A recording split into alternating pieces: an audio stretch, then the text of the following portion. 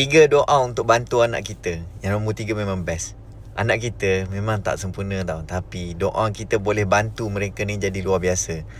Kita tak boleh jamin tau anak kita tak buat silap. Jangan ingat dia sempurna. Tapi kita boleh bantu mereka ni dengan doa yang lembut, yang menusuk ke langit, menusuk ke hati. Okay, saya akan kongsikan 3 doa ni.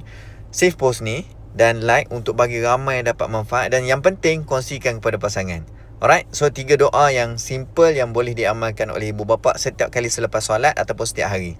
Yang pertama, Ya Allah, kurniakan anakku sahabat-sahabat yang baik, yang membawanya ke arah kebaikan. Ni penting tuan-tuan. Yang kedua, Ya Allah, jauhkan anakku dari perkara yang sia-sia dan perkara yang tidak mendekatkannya kepadamu. Doa, hebat doa ibu bapa ni. Yang ketiga, Ya Allah, jadikan anakku kuat bila diuji, tabah bila kecewa dan bersyukur bila diberi nikmat. Yang terakhir, yang best sekali, iaitu doalah supaya anak ini menjadi saham akhirat kita. Alright? Kita bukan menganggap anak tu sebagai peleburan, tidak, tetapi jelas dalam hadis yang anak yang soleh yang mendoakan kedua ibu bapanya akan dapat memberi manfaat kepada ibu bapa untuk masuk syurga. Okey? Ni 3 doa. Nak tak lagi 100 lebih doa, 150 lebih doa yang menyentuh setiap aspek kehidupan anak.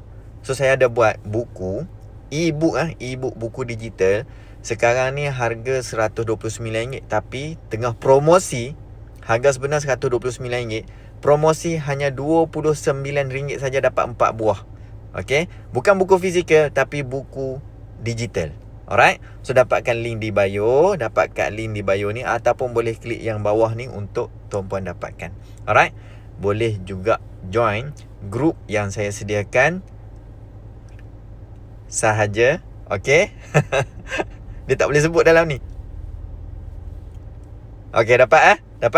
Alright, so join dekat link di bio juga. Dalam tu boleh tanya soalan dan juga nak request untuk pembelian. Alright, dapat satu. Saya Tuan Zo.